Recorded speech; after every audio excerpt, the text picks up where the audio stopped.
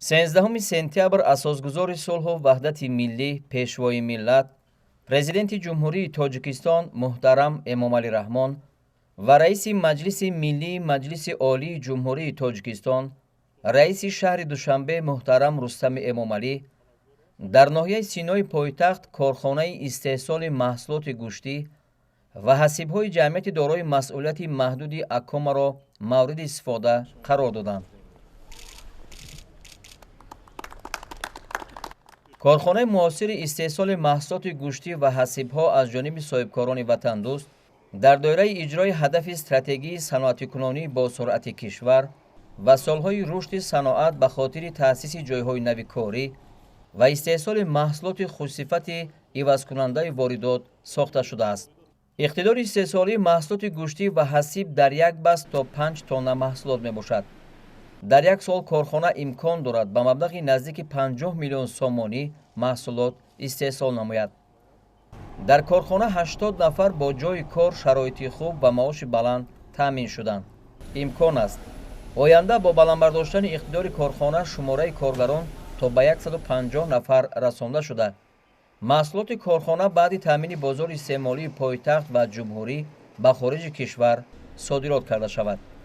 барои бунёди корхона дар масоҳати наздики 1 гектар замин ҷудо гардида, дар масоҳати 3970 метри мураббаъ бинои истеҳсолии ҳозиразамон ва иншооти ёрирасон бо насби таҷҳизот, технологияи навтарин ва таъмини инфрасохтори муҳандисӣ бо дар назардошти талаботи санитариву эпидемиологӣ сохта шуд.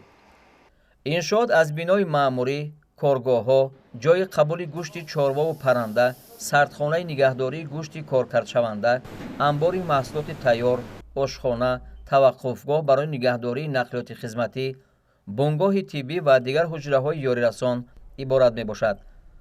гӯшти тозаву босифат ва ғизоноки чорвову парранда барои истеҳсоли маҳсулоти гӯштӣ ва ҳасибҳо аз комплекси агросаноатии ҷамъияти дорои масъулияти маҳдуди Мармарӣ дастрас карда мешавад.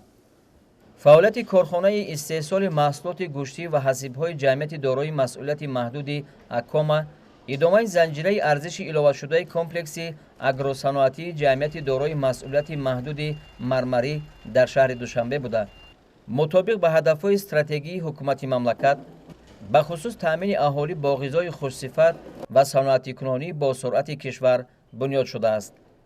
ин тадбир ҳамчунин ҷиҳати ғанигардонии бозори истеъмолии пойтахт бо маҳсулоти аз лиҳози экологии тозаи гӯштӣ амалӣ гардидааст. пеш аз ба фаъолият оғоз бахшидани корхона, 25 нафар коргарони ширкат ба муҳлати 6 моҳ дар корхонаҳои дигари ватанӣ ба омӯзиши нозикиҳои касб машғул шуданд. дар вақти насб кардани таҷҳизот дар корхона бо ҷалби мутахассисони олмонӣ коргарон давоми 1 моҳ ба омӯзиш фаро гирифта шуданд.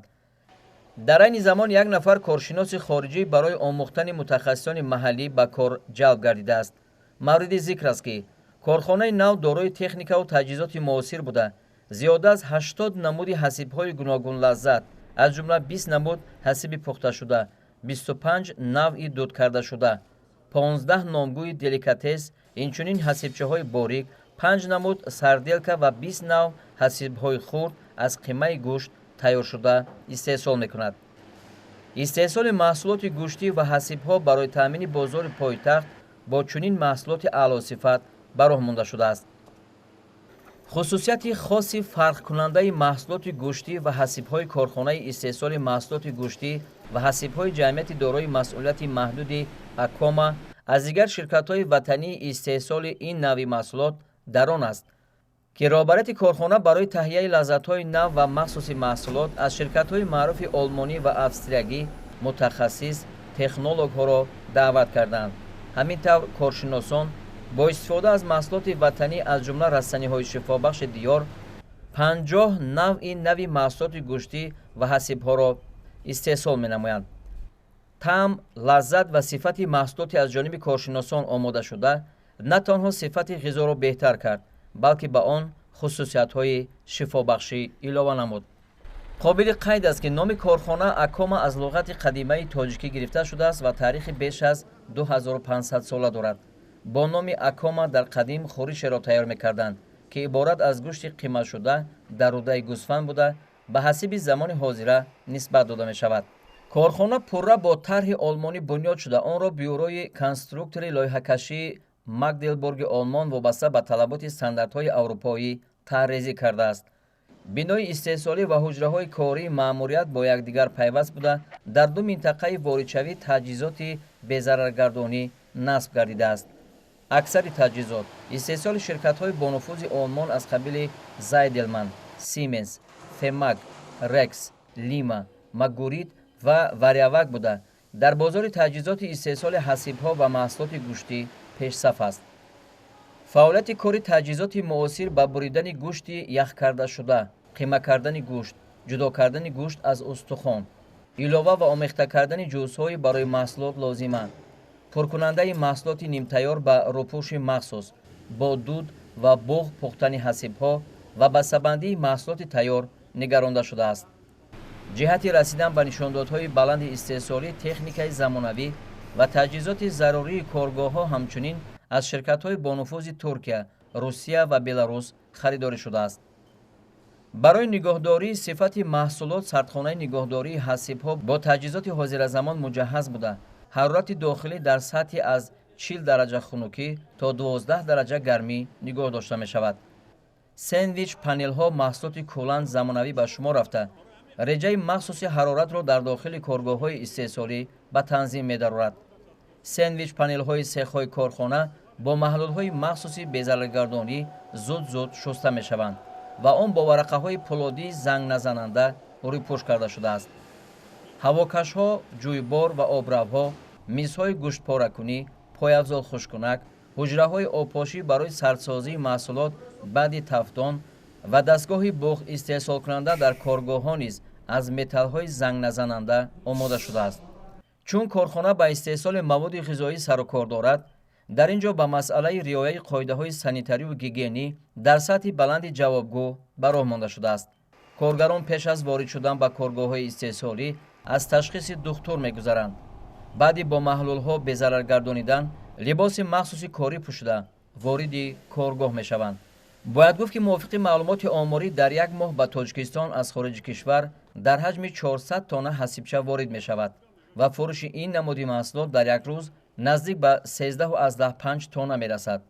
مورد ذکر است که در دوره همه‌گیری بیماری کووید بسته شدن سرحدها و منع شدن واردات مال و محصولات خوراکباری در سمت دسترسی مردم به بعضی نامگوی آذوقه مشکلی پیش آمد. وابسته به این سرور دولت به حکومت کشور سپارش دادند که هرچی زودتر برنامه دولتی بنیاد کارخانه‌های محصولات خوراکه و استحصال مال‌های عوض کننده واردات را تهیه نمایند.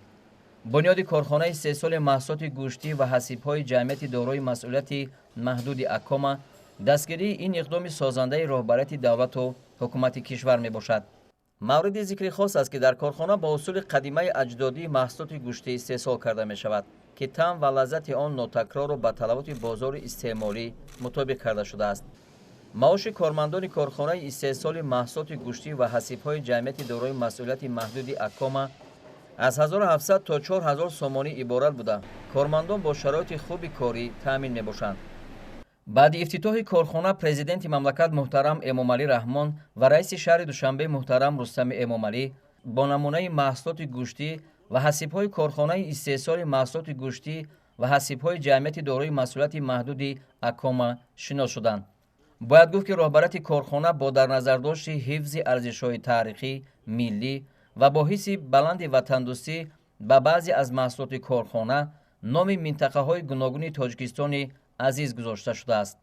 از جمله باختری، سوغدی، بدخشان، هولبوک، راغون، سرزم، کوشانیان، آریایی، اکوما و ملیکانه با عنوان‌های تاجیکی از قبیل وطنی، ثروت، شاهانه، مژده، زیتون، نکهت و جانان نامگذاری شدن بعضی محصولات گوشتی و حسیب‌ها نیز یک نوع ترغیب احساس و افتخار ملی میباشد. ضمن شناسایی با نوع‌های محصولات کارخانه در مغازه فیرموی اطلاع داده شد که محصولات گوشتی و حسیب‌ها با تکنولوژی معاصر که در جمهوری اولین بوده در آسیا مرکزی نظیر ندارند تیار کرده می‌شود. استفاده تکنولوژی مذکور در استحصالات کارخانه به بهتر شدن صفت محصولات مساعدت می‌کند. موافق معلومات وزارت صنعت و تکنولوژی‌های نو جمهوری تاجیکستان، عین حال در جمهوری 16 کارخانه به استحصال محصولات حاسبی مشغول است. در 8 ماه سال 2022 در حجم 2692 تن محصولات حاسبی استحصال شده است که نسبت به همین دوره سال 2021 در حجم 9.5 تن زیاد است و سرعت افزایش به 114% برابر شده است. در 7 ماه سال 2022 به جمهوری 1761 تن محصولات حاسبی وارد گردیده است. هدف بنیاد کارخانه‌های وطنی استحصال محصولات گوشتی و حاسب در کشور کاهش دادن واردشوی محصولات بیرونه، تأسیس جایهای کاری، بهتر کردن صفت محصولات وطنی و تأمین بازارهای استعماری با مال و محصولات عوض کننده واردات میباشد. بعد شناسایی با فعالیت شرکت، پرزیدنت مملکت محترم امامعلی رحمان برابرت مقامات اجرایی حاکمیت دولتی شهر دوشنبه و صاحبکاران وطن دوست برای بنیاد چنین کارگاه معاصر، دستگیری تشبس‌های سازنده حکومت مملکت و تشکیل جایهای نو کاری اظهار سپاس کردند.